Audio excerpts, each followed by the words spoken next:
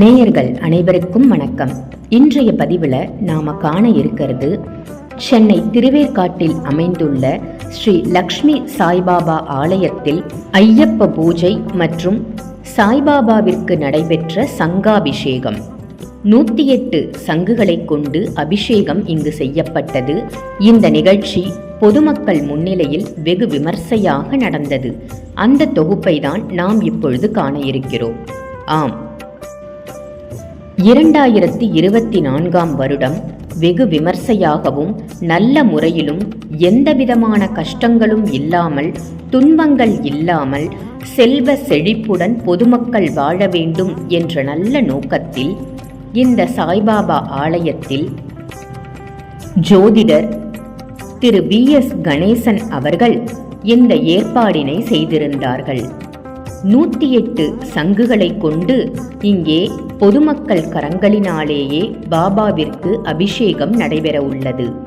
அந்த தொகுப்பையும் ஐயப்ப பூஜை நடைபெற்ற தொகுப்பையும் நாம் இப்பொழுது காண்போம். ஸ்ரீ லக்ஷ்மி சாய்பாபா என்றாலே பொறுமை, அமைதி, நம்பிக்கை என்றுதான் சொல்ல வேண்டும். இங்கு வரும் பக்தர்கள் அனைவருக்கும் அனைத்து பிரச்சனைகளையும் களைந்து நன்மைகளை மட்டுமே தரும் அற்புதமான சாய்பாபாவாக இங்கே மகாராஜா போல் வீற்றிருந்து அருள்பாலிக்கிறார் ஸ்ரீ லக்ஷ்மி சாய்பாபா. இந்த ஆலயத்தில் இன்னிசை கச்சேரியுடன் நிகழ்ச்சியானது துவங்கியது. கச்சேரியை தொடர்ந்து ஐயப்ப பூஜை செய்வதற்கான ஏற்பாடுகள் இங்கே நடைபெற்றுக் கொண்டிருக்கிறது. 18ஆம் படிக்கு அதிபதியான ஐயன் ஐயப்பனை அனைவரும் வணங்கும் பொருட்டு 18 படிகளை அமைத்து ஐயப்பனின் திருவுருவ படத்தை வைத்து இங்கே மங்களகரமான பூஜைகள் துவங்கின. குருவின் துணை கொண்டு ஐயப்ப பாடலையும் பஜனை பாடல்களையும் பாடி முதலில் விநாயகருக்கு அர்ச்சனை செய்து பின் ஐயப்பனுக்கு சகஸ்ரநாமம் சொல்லப்பட்டது. ஆலயத்திற்கு வந்திருந்த ஐயப்ப பக்தர்கள் அனைவரும் ஒன்றிணைந்து ஐயப்பனின் பாடல்களை கரகோஷத்துடன் பாடினர்.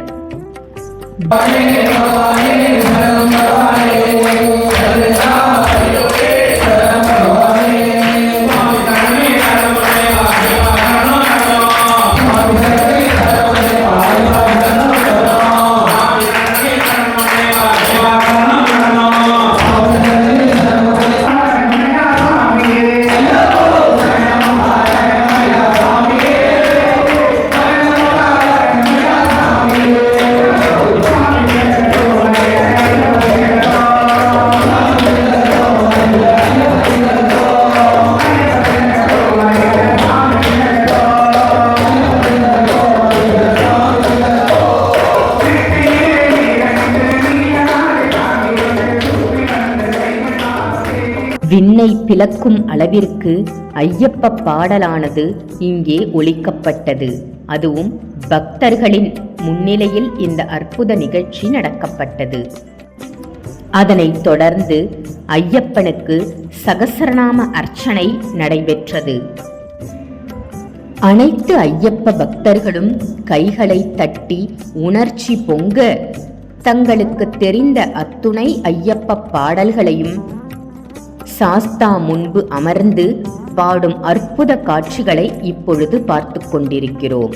அனைத்து பாடல்களும் பாடிய பின்பு சகஸ்ரநாம அர்ச்சனையும் முடிந்த பிறகு மங்கள ஆரத்தியானது நடைபெற்றது. ஆரத்தி முடிந்த பிறகு வந்திருந்த ஐயப்ப பக்தர்கள் அனைவரையும் ஆலயத்தினுள் அமர வைத்து அருட்பிரசாதம், ஐயப்பனின் அருட்பிரசாதம் வழங்கப்பட்டது. அதன் பிறகு மக்களிடையே ஜோதிடர் திரு V.S. கணேசன் அவர்கள் உரையாடுவதை இப்பொழுது காணலாம். அனைத்து பொதுமக்களும் சங்காபிஷேகம் செய்வதற்காக தயார் நிலையில் ஆலயத்திற்கு வந்திருந்தார்கள். முதலில் கணபதி பூஜையானது துவங்கியது. விநாயகரை வழிபடுவதற்காக அனைவரும் அமர்ந்து பூக்கள் தூவி அர்ச்சனை செய்து விநாயகரை முழுமுதற் கடவுளான தெய்வத்தை வணங்குகின்றனர். விநாயகர் பூஜை முடிந்தவுடன் ஹோமம் துவங்கியது. பொதுமக்களின் முன்பு பொதுமக்களின் நலனுக்காக மந்திரங்கள் முழங்க வேத வித்தகர் ஹோமத்தை துவங்கினார். அனைவரும் இந்த ஹோமத்தில் அமர்ந்து கண்களை மூடி இறைவனை பிரார்த்தனை செய்து கொள்கின்றனர். ஹோம அக்னியில் அனைவரும் அமர்ந்து அந்த புகையை சுவாசிக்கின்றனர். இதுவே ஒரு நல்ல ஆற்றல் என்றுதான் கூற வேண்டும். இந்த வருடம் முழுவதும் அனைவரும் நலமுடன் இருப்பதற்காகவே இத்துணை ஏற்பாடுகளும் செய்யப்பட்டிருந்தது. பின்னர் அழகாக அடுக்கப்பட்டிருந்த சங்குகளை அபிஷேகம் செய்வதற்காக தயார் நிலையில் பச்சரிசியின் மீது ஒவ்வொரு சங்காக அடுக்கி வைத்திருந்தார்கள். அனைத்து பொதுமக்களும் இந்த சங்கினை எடுத்து வந்து அபிஷேகம் செய்ய வேண்டும் பாபாவிற்கு என்பதற்காகவே இத்துணை 108 சங்குகள் அடுக்கப்பட்டிருந்தது. பொதுமக்களும் ஒருவர் பின் ஒருவராக வந்து சங்குகளை தங்களுடைய கரங்களில் ஏந்திச் சென்று பாபாவை பிரதட்சணமாக வலம் வந்து சங்காபிஷேகம் செய்கின்றனர். கலசாபிஷேகம் நடைபெறும் அற்புத காட்சிகள் இதோ உங்களுக்காக. நீர் நிரப்பப்பட்ட கலசத்தை தலையில் தாங்கியபடி பாபாவிற்கு அபிஷேகம் செய்வதற்காக பாபாவை வலம் வந்து பின்னர் இங்கே அபிஷேகம் நடைபெறுகிறது.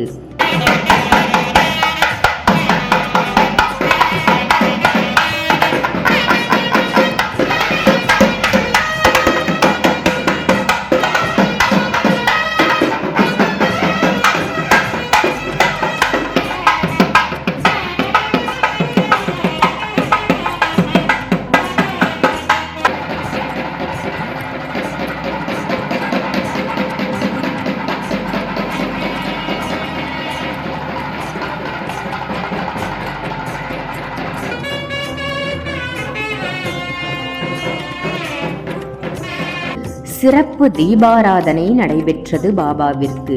அனைத்து பக்தர்களும் கைகூப்பி பாபாவினை வணங்கினர்.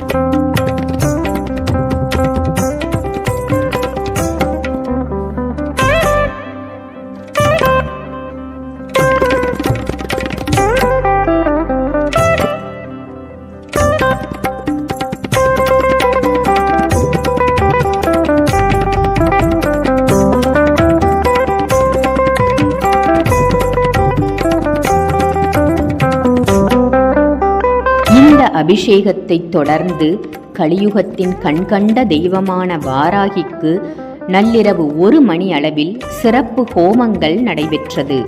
ஆம், வாராகி அன்னையை வழிபட்டால் நம் பயம், பிரச்சனை, கடன் அனைத்தும் தீரும், புதுவித தைரியம் பிறக்கும் அல்லவா?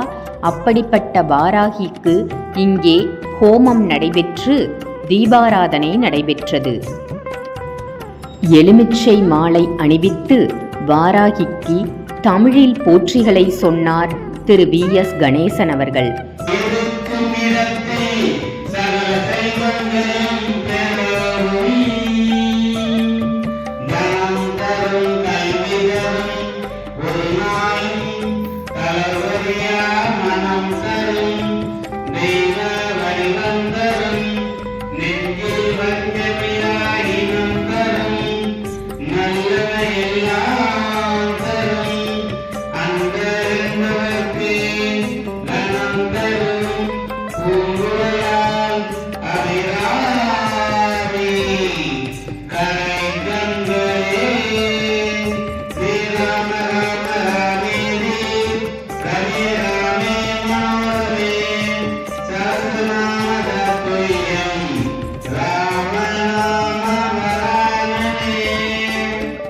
அவர்களது முன்னிலையில் அனைத்து பொதுமக்களும் போற்றிகளை சொல்லி வாராகி அன்னையை வழிபடுகின்றனர்.